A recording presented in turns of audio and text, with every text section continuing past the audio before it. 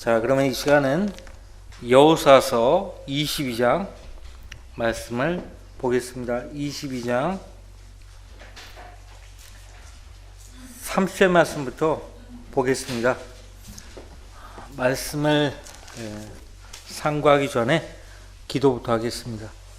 은혜와 자비가 충만하신 아버지 하나님, 오전에 이어서 다시 저희를 오후 예배로 불러주셨습니다.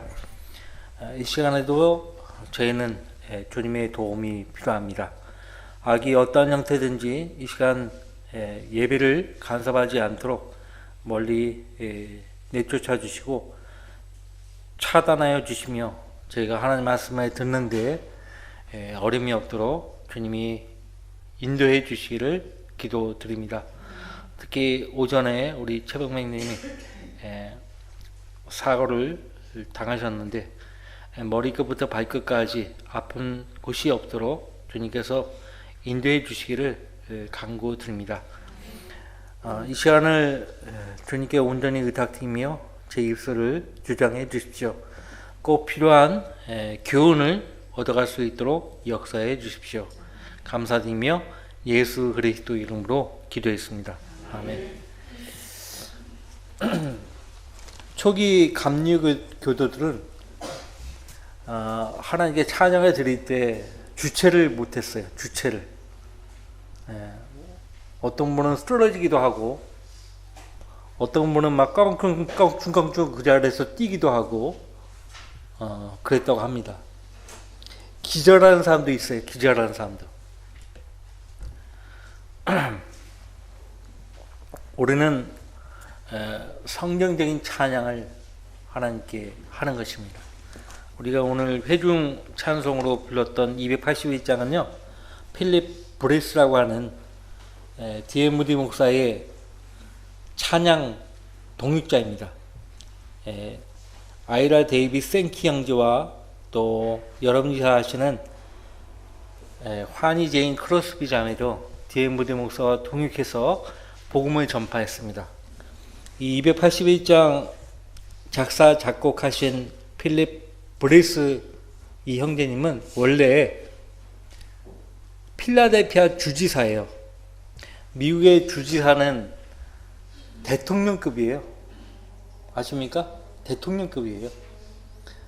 이분이 그 D.M. 무디 목사가 그 필라델피아에 복음 전도 집회를 인도하고 있을 때 이분이 참석을 했어요. 그래서 그 자리에서 자기 주에서 복음 전도 집회를 하는 것에 대해서 하나님께 감사를 드리는 차원에서 찬양을 했어요. 근데 그 찬양을 D.M. 무디 목사가 듣고요, 감동을 한 거예요. 나와 동역하면 더 많은 혼들을 주님께 이겨올 수 있겠다. 그래서 당시 필라델피아 주지사로 있었던 이 필립 브리스 형제에게 나와 함께 주님을 섬기지 않겠냐고. 근데 그 한마디인데 거절을 못했다는 거야. 거절을. 그래서 주지사 그 직을 다음날 내려놓고 D.M. 무디와 동역을 한 거예요. 이 찬송가도 유래가 있습니다. 제가 보니까 무디 목사가 설교한 것을 듣고 그대로 곡을 붙여가지고 나온 거예요. 무디 목사, D.M. 무디 목사의 그 설교를 듣고요, 한 편의 찬송시가 탄생된 겁니다. 대부분의 그 찬송들이 그 설교자의 설교를 통해서 탄생된 곡들이 제법 있어요. 그 중에 한 곡이에요. 281장. 자, 우리는 지금 여호수아서 22장 30절 말씀을 이제 볼 텐데, 34절까지 읽을 때요,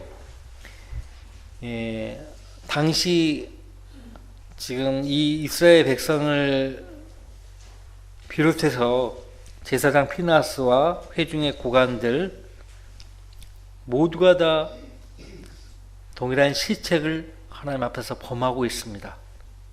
그것을 여러분이 찾아보시는 거예요. 자, 우선 30절 말씀을 보겠습니다. 제사장 피느하스와 그와 함께 있던 회중의 고관들 곧 이스라엘 수천의 우두머리가 루벤 자손과 갓 자손과 므낫세 자손이 한 말을 들으니 그 말이 그들을 기쁘게 하였더라. 자, 누가 기뻤다고 그렇게 말합니까? 사람들이 기뻐했다 이거예요. 사람들이 기뻐하는 것은 하나님과 아무 관계가 없을 수 있어요. 그 기쁨이 하나님이 주신 기쁨이라면 상관이 없는데 하나님이 주시는 기쁨과 관련이 없는 기쁨도 있거든요. 지금 본문의 경우에요. 그 말이 그들을 기쁘게 하였더라. 자, 어디를 봐도 하나님께서 그들의 말을 들으시고 기뻐하셨다는 말은 나오지 않습니다. 33절에도 마찬가지예요. 자, 이어서 31절을 읽겠습니다. 제사장 엘르아살의 아들 피느하스가 루벤 자손과 갓 자손과 므낫세 자손에게 말하기를 오늘 우리는 주께서 우리 가운데 계신 것을 아노니 이는 너희가 주를 거역하여 이 죄를 짓지 아니하였음이니라. 이제 너희가 이스라엘 자손을 주의 손에서 구해내었느니라 하더라. 그래서 요단 동편에서 서편으로 가는 요단강 그 길목에 큰 제단을 세웠어요. 지금까지 야곱을 위시해서 여호수아도 도위들을 하나님과 그 백성 사이에 증거로 삼고 세웠을 뿐이에요. 제단을 세운 적은 없었어요. 이게 제단을 세웠다 하면은 자기들 독자적으로 하나님을 섬길 목적으로 제단을 세운 것인가? 지난주에 이야기했죠. 신명기 말씀에 가면 하나님께서 선정하시려고 하나님께서 자기 이름을 두시려고 택하신 곳이 아닌 곳에서는 함부로 제단을 세워서는 안 돼요. 이스라엘 백성이 먼 지역에 살더라도 1년에 한 번, 3번씩은 남자들은 하나님 앞에 서야 돼요. 여러분이 아시던 유월절, 장막절, 유월절, 장막절 이런 속죄일, 유월절, 속죄일, 장막절 이 세 절기에는 반드시 이스라엘 백성들 남자들은 예루살렘으로 와야 돼요. 근데 지금 루벤 자손, 갓 자손, 므낫세 반 지파가 자기들 임의대로 목적이 동기가 선하든 선하지 않든 간에 큰 제단을 세워서 오해를 샀고 일단 자기들 의중을 그런 뜻이 아니라는 것을 밝히긴 했지만 좀 찜찜해요. 앞서 28절에 주의 제단의 모양을 만들어 세웠거든요. 주의 제단의 모양. 어쨌든 처음에는 좋은 의도로 시작을 했지만은 시간이 흐르면 그것이 변한다는 거예요. 변화. 항상 그래요. 변해요. 그래서 변한다는 것을 알면 성경에서 분명히 명령하신 것과 연관이 없는 것은 생각지도 말아야 돼요. 자, 그 말이 그들을 기쁘게 했고 우리 가운데 주님이 계신다고 그렇게 이야기를 했고 32절 제사장 엘르아살의 아들 피느하스와 고관들이 루벤 자손과 갓 자손을 떠나 길르앗 땅에서 가나안 땅으로 돌아와 이스라엘 자손에게 이르러 그들에게 다시 말을 전하였더니 그 일이 이스라엘 자손을 기쁘게 한지라. 자, 30절, 33절 보시면 하나님이 기뻐하셨다. 그런 말은 나와 있지 않죠. 솔로몬이 하나님께 기도했는데 솔로몬의 그 말이 주를 기쁘게 하였다. 그런 말은 나오죠. 주님이 기쁘게 했다. 그죠?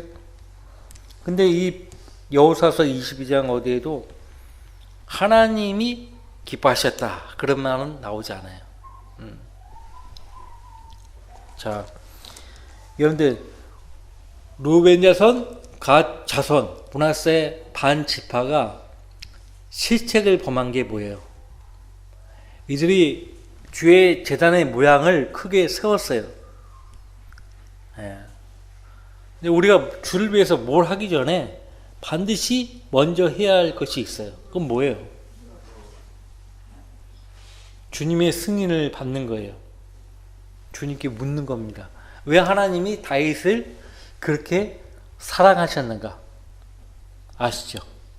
다윗의 이때기를 기억해 보세요. 다윗은 무엇을 하든지 먼저 주님께 물었어요. 주님께 물었다고요. 그리고 이스라엘 백성으로 하여금 갈 바를 알지 못할 때 선자를 통해서 주의 뜻이 무엇인지를 묻도록 하셨다고요.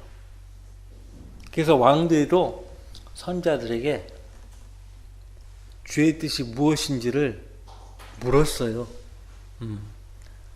물었다고요. 근데 지금 루벤, 갓, 므낫세 반 지파가요, 주님의 뜻을 묻지도 않고요, 자기들 임의대로 주의 제단의 모양을 한 그 제단을 세운 거예요. 이것이 문제라고요. 이것이. 하나님께 묻고 하나님께서 분명히 뜻을 알려주시면요, 증거들로 그 뜻대로 행할 수 있도록 우리 앞길을 주관하십니다. 우리 앞길을 열어주시고 인도해 주세요. 문을 열어주시고 그 길로 인도해 주신다고요.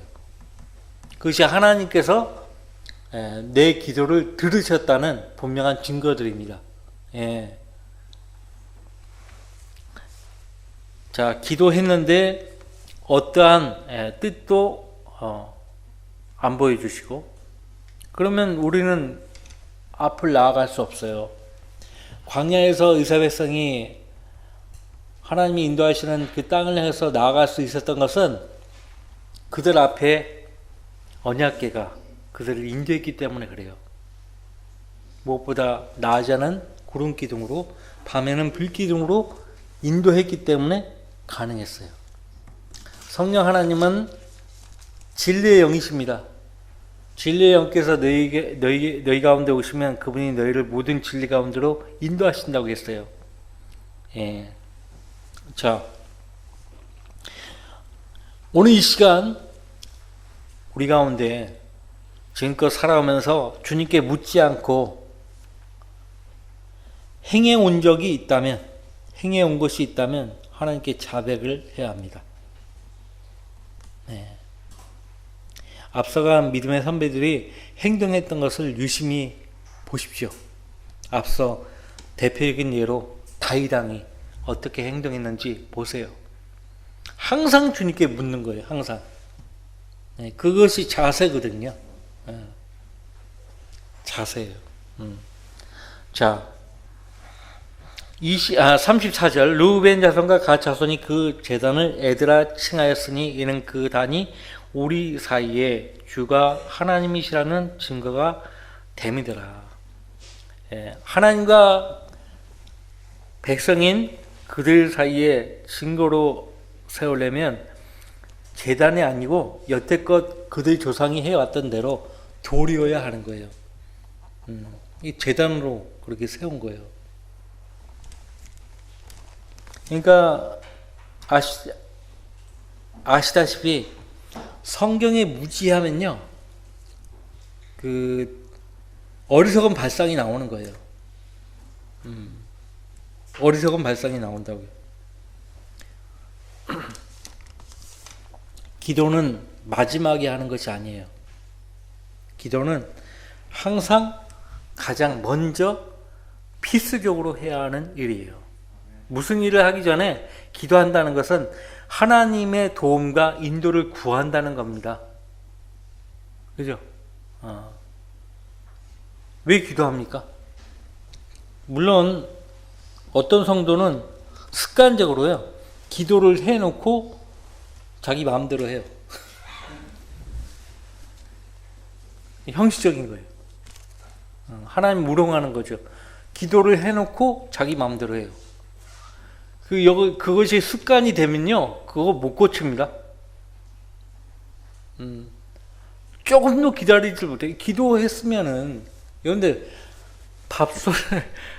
밥솥에 쌀을 안 치고 불을 켜고 뜸들이잖아요. 그죠? 물론 하나님이 나보다 완벽한 분이기 때문에, 온전하신 분이기 때문에 모든 일을 맡기면 일사천리로 알아서 제대로 할 것이다, 그런 생각 다 갖고 있는데, 여러분들, 우리가 이 악한 세상을 살아가면 우리는 다 못 보죠. 근데 하나님은 다 보시잖아요. 이거를 해결하기 위해서 이것과 연결된 또 다른 실타를 풀어야 돼요. 푸는데 시간이 걸립니다. 한 사람을 인도하시려고 그 한 사람과 연관된 다른 사람을 또 다루신다고요. 사도행전의 기록이 나오지 않습니까? 사도 베드로를 다루기 위해서 다른 누군가를 다루시는 거예요. 예. 바울을 구원받게 하시려고 아나니아라고 하는 누군가를 다루시는 거예요. 아십니까? 바울을 통해서 수많은 이방인들이 복음을 듣고 하나님께 돌아와야 하잖아요. 그러니까 그 바울을 다루시는 거예요, 하나님이.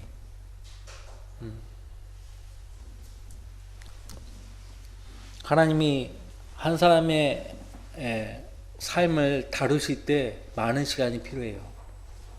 왜? 그 사람이 순종하지 않거든요. 그러니까 하나님이 시간을 두시고 그 사람을 다루신다고요. 그러니까 어떤 경우는 기도 응답이 더딜 수밖에 없는 거예요. 아니, 우리 입장에서는 더디지만 하나님 입장에서는 필요한 것들을 지금 실행하고 계시는 거예요. 자, 나쁜 습관은 버려야 합니다. 기도에 관해서. 기도해놓고 뒤돌아서서 자기 마음대로 하는 그 나쁜 습관, 그거 고쳐야 돼요. 그 인간적인 편의주의에 빠지면 안 돼요. 절대 그거 하나님이 싫어해요. 인간적인 편의주의, 하나님 싫어하십니다.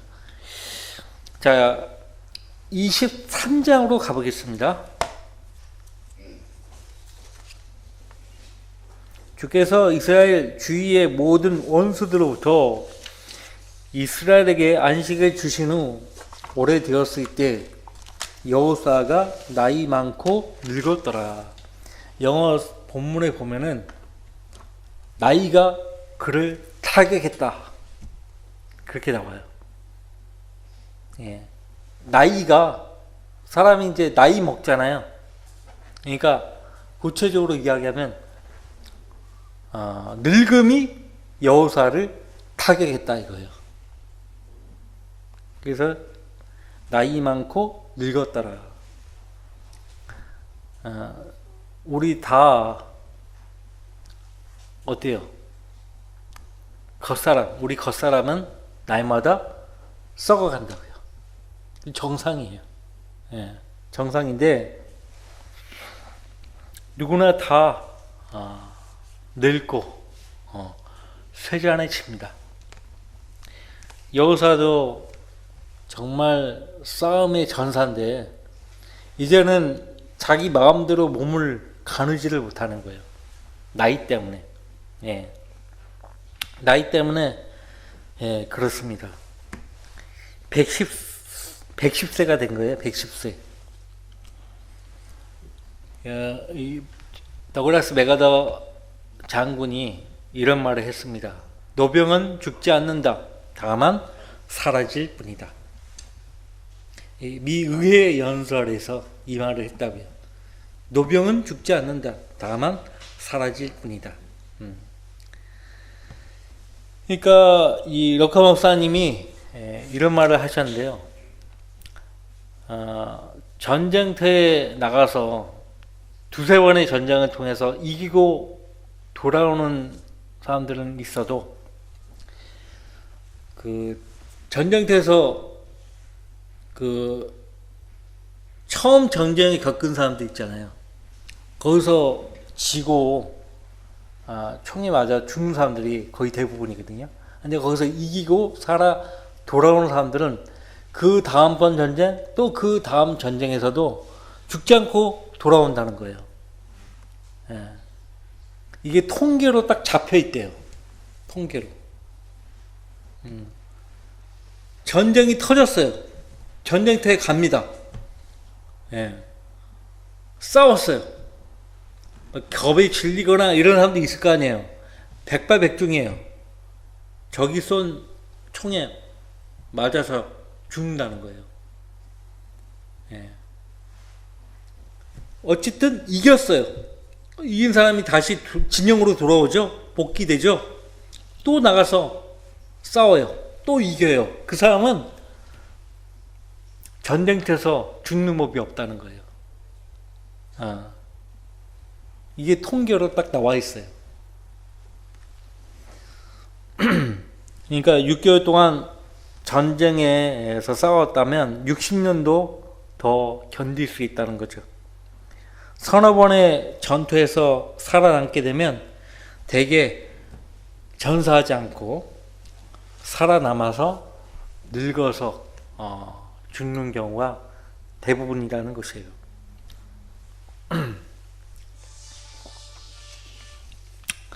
그래서 전사하는 경우는 첫 번째 투입된 전쟁터에서, 두 번째 투입된 전쟁터에서 죽는 경우가 대부분이에요.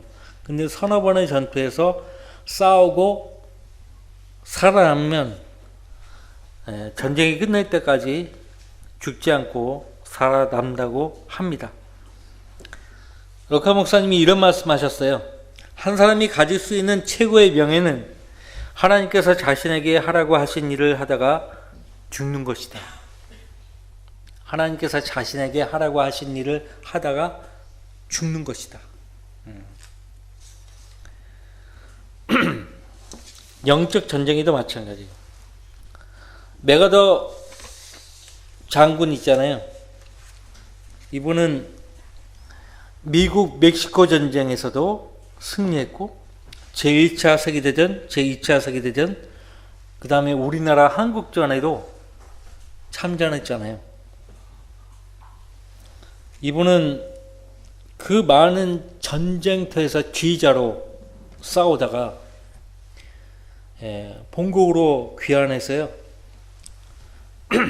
희귀한 폐병으로 병원에서 생을 마감했대요. 그 패튼 장군 들어보셔서 패튼? 예, 패튼 장군. 이분도 전쟁터에서 죽지 않았대요. 전쟁이 끝난 뒤에 죽었어요. 독일의 롬메 장군, 이분도 전쟁이 끝난 다음에 죽었어요. 히틀러를 암살하려 했다는 혐의를 받고 독을 먹고 자살을 하라는 강요를 받았지만은 그때 안 죽었어요. 나중에 죽은 거예요. 자, 여호수아는 연수가 많았고 예전처럼 칼이나 창을 사용할 수가 없었어요. 시력도 나빠졌고 남자다운 그 가슴도 내려앉았고 힘이 없어. 이제 힘이 완전히 빠진 거예요. 다윗도요, 늙었을 때 군대장 요압과 함께 싸움터에 나타나가지고 싸움을 하려고 했는데 예전 같지 않은 거예요. 사무엘하 21장 15절 말씀 보시면 다윗이 지쳐 있는데, 다 싸움 잘하는데 다윗왕이 이제 늙은 다윗왕이 와가지고 칼을 휘두르고 막 그러니까 왕께서 더 이상 전쟁터에 나오지 마시라고.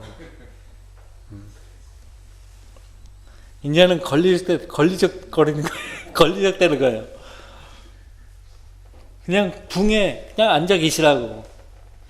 다윗왕은 예전 같지 않다고. 죽을 뻔했어요. 진짜. 한 필리스타인이 칼을 휘두를 때 그 칼에 맞아 죽을 뻔했다고요. 구해내죠? 다윗왕을. 그러면서 다음에는 싸움터에 나오지 마시라고. 그래서 이스라엘에 불을 끄지 마시라고 그렇게 했다고요. 거인과 상대했을 때 예전같이 힘이 나오지 않는 거예요.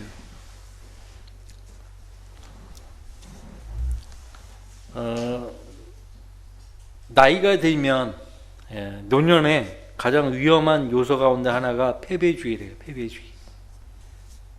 그리스도 안에 있는 나이 많으신 분들 패배주의에 빠질 필요가 없습니다. 우리의 겉사람은 썩어질지라도 우리의 속사람은 날마다 새로워진다고 했어요. 주를 앙망하는 자는 날마다 새로워진다고 했고 새 힘을 얻는다고 했어요. 소망입니다. 오래 살면 살수록 먼저 간 친구들이 많아질수록 외로워질 수 있어요. 몸이 약해지고 넘어져서 뼈가 부러질까 봐 걱정하고, 뼈가 부러지면 낫지 않아요. 젊다고 틀려요. 예전에 했던 일을 할 수 없게 되고 스스로 가치 없다고 생각하게 돼요. 근데 여기 계신 우리 모든 성도님들, 특히 나이 많으신 분들, 우리 교회에 함께 함으로써 젊은 사람들에게 큰 힘이 되는 거예요. 우리 유정이 모친, 유영숙 모친 다 힘이 되는 거예요. 우리한테 너무 힘이 되는 거예요. 모친에서 미안합니다.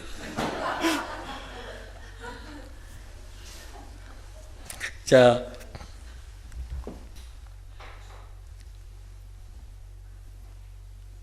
럭커 목사님이 이런 말씀하셨어요.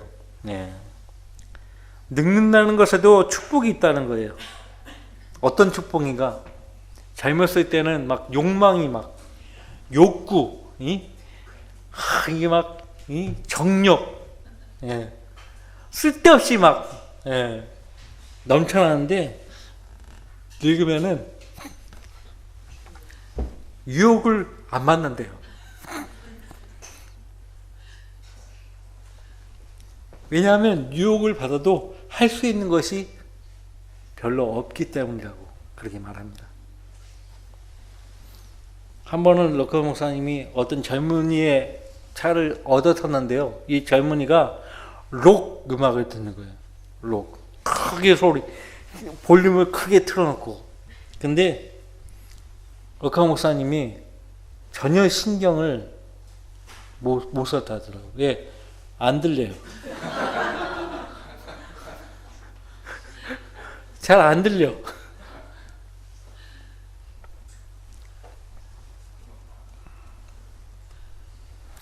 나이 연로한 상태에서 설교하는 거 들어보니까 누가 이렇게 질문하면 잘 못 들으시는 거예요. 목사님이. 안 들리는 거죠. 그리고 늙으면 늙을수록 하나님을 신뢰하기가 훨씬 쉬워진답니다. 이유는 분명해요. 할 수 있는 것이 거의 없기 때문이라고 하는 거예요. 할 수 있는 것이. 젊은 사람들은 어떤 문제에 봉착하면 별의별 방법들을 다 강구하고 다 찾고 하잖아요. 근데 늙으면은 아무것도 생각이 안 나요. 아무것도 생각이 안 나고 오직 하나님만을 의지하게 된다는 거예요. 이거 축복이라는 거예요.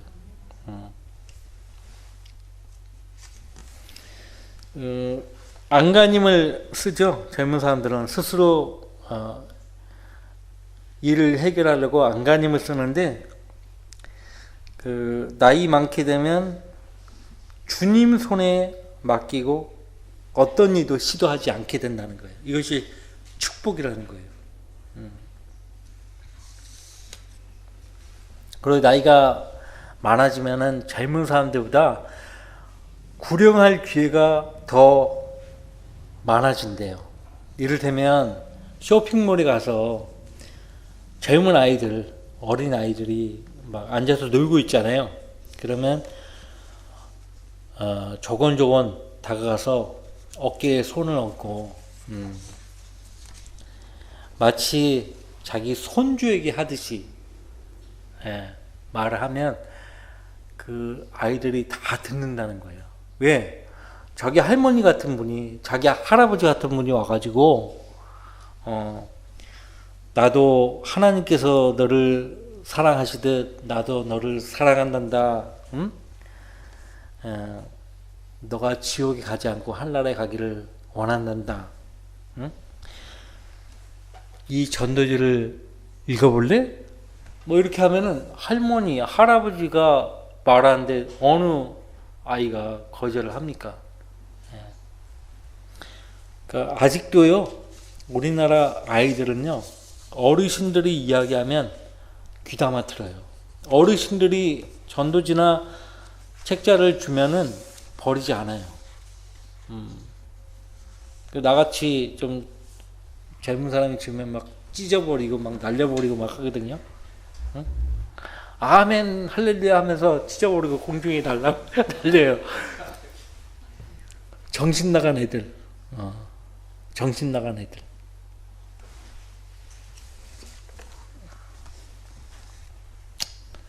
자, 너무 약해서 집 밖으로 나가지 못하는 상황도 생기잖아요. 그러면 요즘 전화번호부 있나요? 전화번호부 같은 걸 구해가지고 수화기를 들고 전화번호부를 뒤지라고 하는 거예요. 탐 말론 목사님이 심어했던 그 교회 한 성도가요, 전화번호부를 4번이나 훑어가면서 전화로 복음을 전했다고 하잖아요.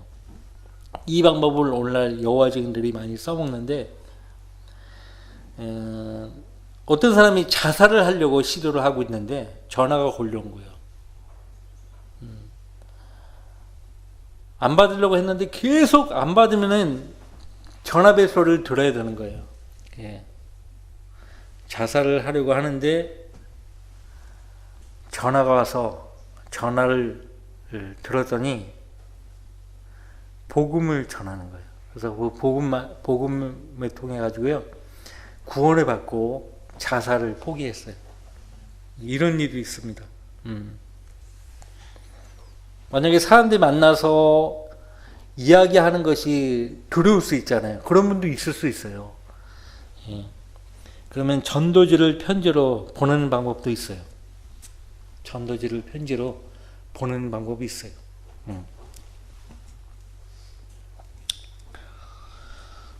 방법은 많아요.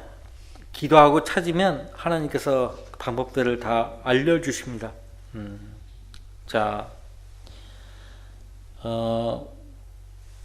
계속 보시면 나이가 많고 늙었더라. 2절 여호수아가 온 이스라엘과 그들의 장로들과 그들의 우두머리들과 그들의 재판관들과 그들의 관원들을 불러서 그들에게 말하기를 내가 나이 많고 늙었도다. 내가 나이 많고 늙었도다.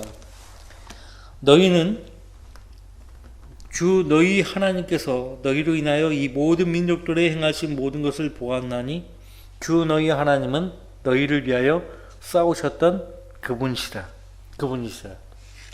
지금 이 말을 하고 있는 이 시점에서 이 말을 듣는 모든 백성들은 여호수아가 한 말에 대해서요, 아닌데요 라고 자신있게 이야기할 사람은 없어요. 왜냐하면 그들이 직접 자기들을 위해서 하나님이 싸우시는 것을 직접 보았거든요. 봤어요. 직접 하나님이 싸우시는 것을 보았다고요. 인간의 힘으로는 불가능해요. 주님이 함께 하셔서, 물론 먼저 나아가셔서 싸우시는 것을 보았어요. 주님이 싸우실 때 가장 먼저 사용하시는 방법이 있습니다. 여러분이 성경을 열심히 읽고 묵상하고 공부하셨다면 답할 수 있어요. 주님이 싸우실 때 가장 먼저 사용하시는 방법이 뭡니까? 예? 아니, 구체적으로.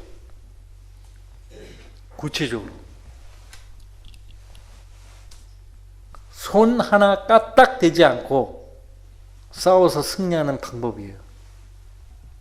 이건 주님이 가장 많이 활용하시는 방법이에요. 두려움이에요. 두려움. 원수들에게 두려움을 주시는 거예요. 공포, 두려움. 이스라엘 백성이다 하면은 벌써 그 말을 듣고 오금이 저리는 거. 오금이 저리게 하는 거예요. 오금. 그러니까 보십시오. 미국은 성경으로 시작한 나라 아닙니까? 그죠? 미국이 우리를 상대하기 위해서 우리나라 쳐들어온다. 그러면 벌써부터 미국이 쳐들어온다. 그 말에 벌써 공포에 질려버린 공포에. 근데 지금 미국이 쳐들어온다 그러면 하나도 겁내지 않아요. 왜 그래요? 미국이 하나님을 버렸거든요. 그들이 하나님을 온전히 붙잡고 있을 때는요, 미국이 어디를 가나, 미국이 온다 그러면 다, 북한도 마찬가지. 북한도. 북한이 왜 핵을 포기 못하는가? 핵이 없으면 미국 끝나는 거예요. 왜 미국도 북한은 꼼짝 못하잖아요. 핵 버튼 누르면 꼼짝 못하잖아요. 그래도 미 제국주의를 그래도 두려워한다고요. 그래도 두려워해요. 왜냐하면 미개하기 때문에 그래요, 북한이. 중국이나 다른 유럽 국가들, 미국 그렇게 두려워하지 않습니다, 지금. 별로 안 두려워해요. 하나님이 이스라엘 백성을 통해서 싸우실 때는 먼저 그 원수들에게 두려움, 공포를 먼저 보내시는 거예요. 하나님이 제일 먼저 싸움에서 가장 많이 활용하는 방법이에요. 두려움, 공포. 자, 이 승리에는요, 두 가지 면이 있다고 합니다. 군사적인 면이 있고 정치적인 면이 있어요. 여기 4절 말씀 보시면, 보라, 내가 너희 지파에게 유업이 되게 하려고 남아있는 이들 민족들과 내가 베어버린 모든 민족들을 요단에서 서쪽 대해에 이르기까지, 서쪽 대해 지중해를 말합니다. 큰 바다죠. 제비로 너희에게 나누어 주었느니라. 자, 내가 베어버린 모든 민족들. 이것은 군사적인 면에서의 승리예요. 정복한다. 정복은 두 가지 의미가 다 들어가 있어요. 정복.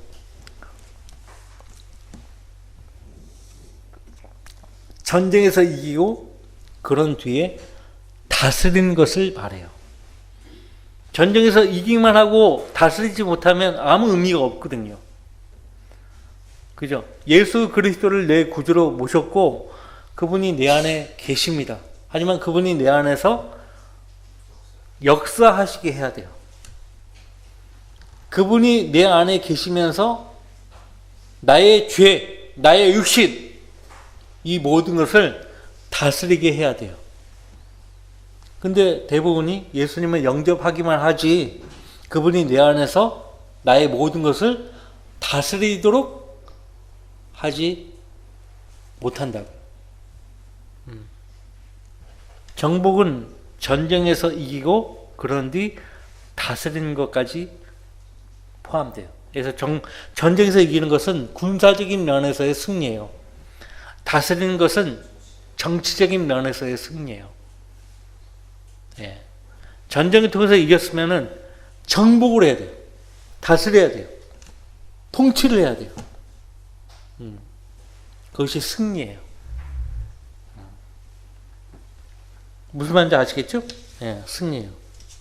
그래서 모든 군사적 승리에는 정치적인 승리가 뒤따라야 한다는 거예요. 그렇지 않으면 전쟁에서 승리한 모든 것이, 전쟁에서 성취한 모든 것이 무용하게 된다는 거예요. 자, 그러니까 승리한 뒤가 승리하기 전만큼이나 중요하다는 거예요. 이스라엘 백성들은 카나안의 이교도 족속들의 군대를 무찔렀지만은 그들을 계속 밀어붙여가지고 잔존에 있던 그들을 제거하고 처리하고 치리하지 않았어요. 치리하지 않은 거예요. 오히려 재판기에 가서 보면은 다스림을 받아요. 다스림을 받는다고. 다스림 받지 않으려면 철저하게 제거해야 돼요. 다 쫓아버려야 돼요. 몰아내버려야 돼요. 예수님을 구주로 영접해서 내 안에 모셨으면 그분이 구원받은 이후로 내 삶을 이끌어 가시면서 내 모든 것을 다스리게 해야 돼요. 다스리도록 내어드려야 합니다. 그렇게 돼야 돼요. 근데 대부분의 성도들이 그 점에 있어서 철저하게 실패한다. 우리가 재판관기 공부하면서 그거를 아주 뭐라고 해야 되나, 반복적으로 배울 거예요. 그 부분은. 성경 지도는 재판관기 공부할 때 가져오세요. 자, 전쟁 통해서 승리한 뒤가 승리하기 전만큼이나 중요하다고 했어요. 자, 한 사람을 아주 그 상어 같은 고집센 사람을 주님께 인도했어요. 기쁘죠? 바로 그때가 중요해요. 그때 자고하지 말고 더 주님께 매달리고 나아가서 그 사람보다 더 거센 사람을 주님께 인도할 수 있도록 역사해 주시라고 하는 거예요. 근데 막 승리감에 도취돼 가지고요, 나팔을 불고 다니는 거예요. 내가 이 고집센 한 사람을 주님께 인도했다고. 내 힘으로 인도한 겁니까? 내 지혜로 인도했어요? 아니잖아요. 주님의 도움으로 된 거 아닙니까? 나팔을 불고 다니는 거예요. 나팔을. 그 점에 있어서 빌리 그레함이 실수를 많이 범했어요. 빌리 그레함은 정치인들도 주님께 인도했고, 유명 연예인들도, 상당히 많은 연예인들도 주님께 인도했다고요?